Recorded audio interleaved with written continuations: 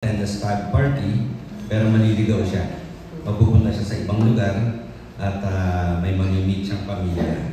So si Jaime, isa doon sa miyembro ng pamilya niya, isang miyembro siya. Tapos medyo may pagka-surreal yung pelikula namin, eksperimento siya. Naliligaw-ligaw tong character ni Gold. Tapos pati dun sa loob ng bahay niya, naliligaw-ligaw siya. Iba-iba ang karanasan niya.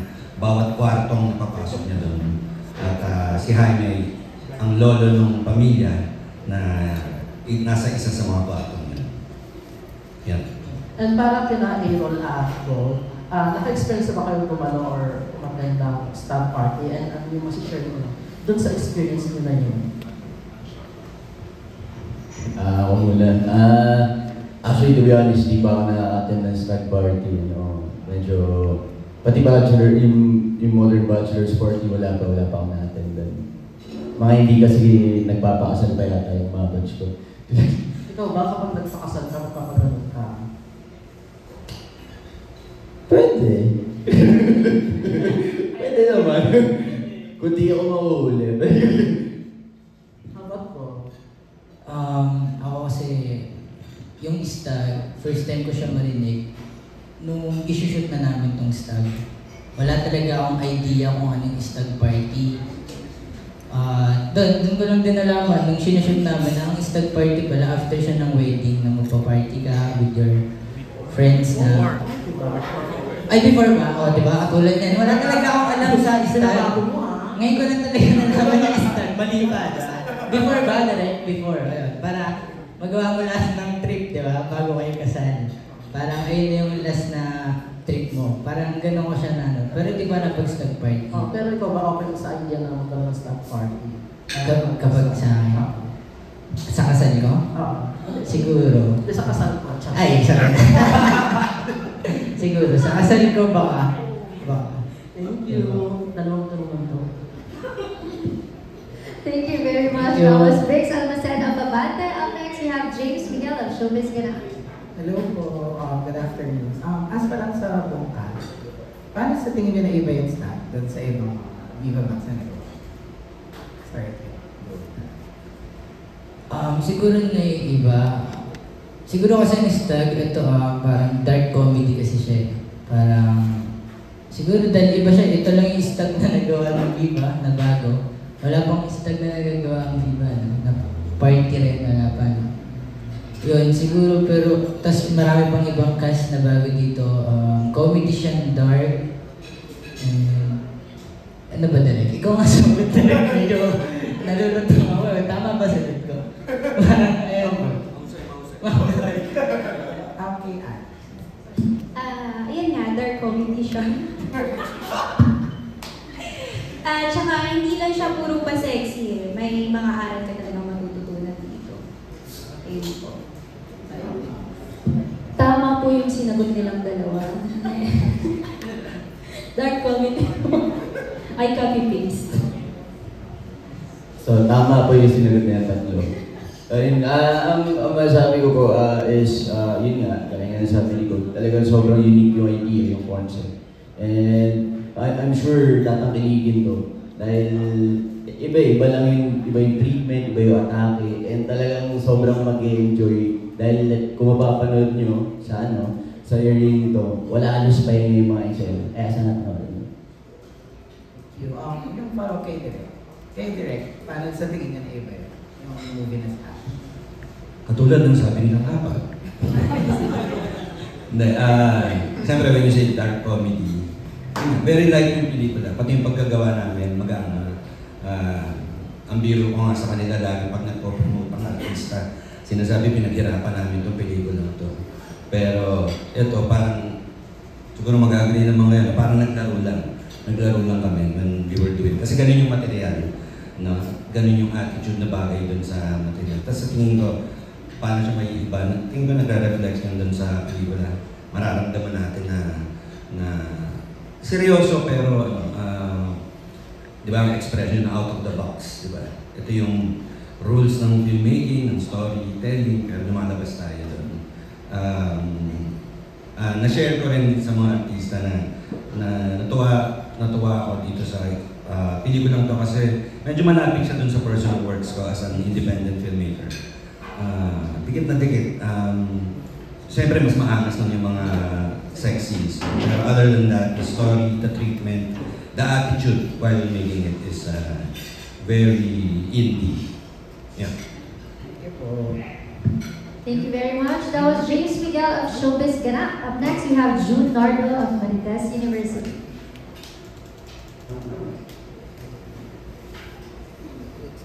Dito pa, direct yan, gaano kaangas yung sex scenes na sinabi? Anong angas ang pinakita mo dito sa kanilang apat? Kung involved sila sa, kahit nga, sex comedy at least, may sexy pa rin, sex. Sabi mo kanina maangas dito. Ano, gaano kaangas? Ganito, nung nag-usap kaming apat bago magsimula yung pelikula, sabi ko,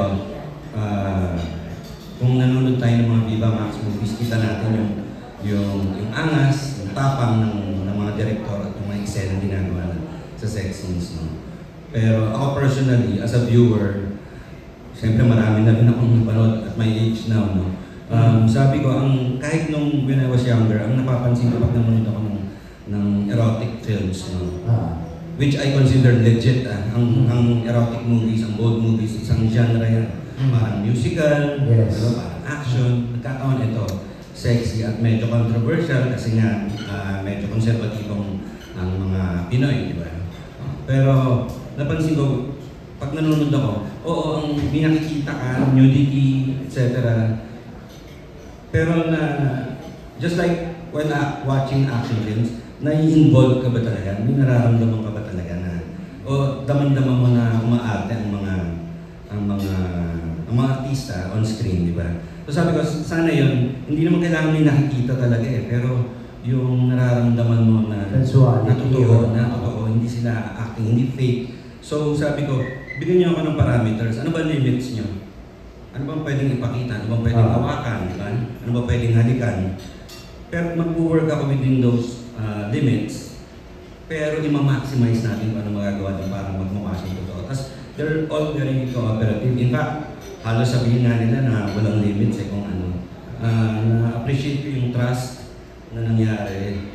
At at the same time, sinasabi ko ito yung mararamdaman. Pero visually din, medyo matapang din yung sinadya namin na medyo tone down yung trailer na pinakita sa inyo kasi mas sa Viva Max app nyo makikita yung matapang na trailer, pero very visual din siya at maikli siya, hindi siya babad ng mga eksena within the film, pero solid siya, yun ang masasabi ko. Doon sa apat, anong solidity na pinakita ninyo? Sa pinagawa, daring scenes, sex scenes ni Direk, Aaron, Denise, Aran, Go. Gaano kayo matapang dito considering sabi na ng Direk, matapang itong totoong ginawa nyo. Totoo ba? Ginawa niyo ba totoo? Ay, ba totoo yan? Pero, nene, paano? Paano niyo binigay yung gusto ni Direk na maging yung miski sex scene siya, pero parang ramdam na ramdam ng tao yung manonood yung ginagawa? Paano? Ayun, syempre, gaya mo na sabi Direk, binigay namin yung trust namin sa kanila. Talaga pong katiwa-tiwala sila dahil hindi kami nabasa sa Nemway dun sa bro. And ayun, ganun din, palaban din kasi yung mga babae. Then, so kailangan maano rin yung limit. So, thankfully naman ako dun sa mga nakatrabaho ko dun, mga naka-excel ako sa dating scenes. Is talagang binigay din nila lahat.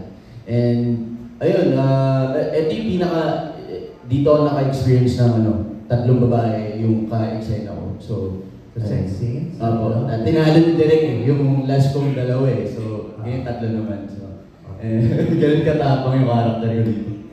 Ikaw, Denise? Ganun din po, yun naman sa... Kasi lalaki naman, ha? Po? Ay, hindi po. Isa lang po.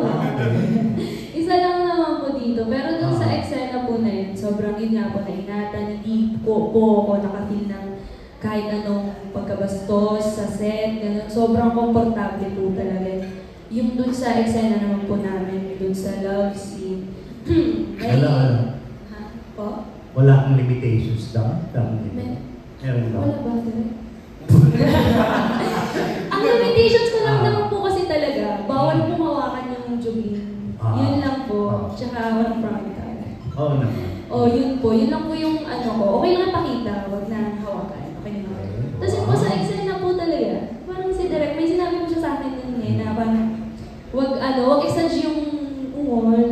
Okay. Sinabi mo ba yung Direk? Yun. Parang, sinabi mo yun ni Direk. Nag-exage over ka na ba? Oo po, kasi minsan, di ba, meron yung masyado napapalakas, nagsusunga ng yun. Kaya parang pinanood ko po, ang ganda ng love scene, ang ganda ng buha. Sobrang sexy ko doon siya. Okay, good. Ikaw naman, Ara. Sa akin naman, parang dito, wala talaga ako masyadong restriction. Baga, dito, sa movie na to, dito ko lang siya nagawa. Sa iba, hindi pa. Malalaman niyo kung ano yun pag pinanood yun. Yun lang. Ikaw, Bo. Meron ba? Sa Rita, wala, di ba? Ikaw. Dito meron po. Una sa lahat, nagtitiwala kasi talaga kami kay Direk John. And sa buong prod niya, sobrang close na rin kasi kami. Before nung start, meron kami nagawang film ni Direk John Red, which is yung Boso Dos. Doon pala nakita ko na yung ano talaga ni Direk John. Mas naging matapang ako kasi ang tapang ni Direk John. Kasi hindi siya talaga sanay na ganun yung mga eksena, hindi siya sanay na ganun kumbaga hindi siya sanay sa mga ganun. So parang, parang lagi niyo muna kami consult kung kaya niyo ba to, okay ba kayo doon. Kung hindi niyo kaya, okay lang. Okay. Kinaya mo naman. Well, oo, kasi bukod sa malaking tiwala kay Direk John, and tinanong ko rin naman yung mga cast, yung mga kasama ko sa eksena, if kaya namin to, okay lang ba yung ganito? And okay naman lahat. So lahat guided naman ng prod, lahat guided ni Direk. And lahat kami napag-usapan naman to before gawin yung shoot. And yun, mas napadali siya kasi nandun yung mas nagpo-focus kami sa mga eksena na yun. Tapos halos lahat yung take one talaga. Seryoso halos na take one lahat. Halos hindi lang yung dating scene, halos lahat ng eksena na take one. Kaya sabi ko kay Direk John, kakaiba talaga to, and sobrang solid yung napanood. Solid pag napanood nila. Ano yung mapapansin sa ito? Yung acting mo, yung sex scenes mo. Go. Para sa akin, sana both mapansin. So kung magaling, Hopefully, sana both. uhusay ka sa acting. Uhusay ka rin sa sex scenes. Hindi ko po sure pero Bakit hindi mo sure? ewan ko po, tignan na lang po natin kasi lahat po na ginawa ko doon talagang napag-utusan ng mga charot. Doon lang po sa eksena, sa script, and sinundan ko lang po yung material na gagawin para mas mapaganda po yung ginagawa namin film. Okay, thank you. Congratulations. Good luck. Thank you. That was June Nardo of Marites University.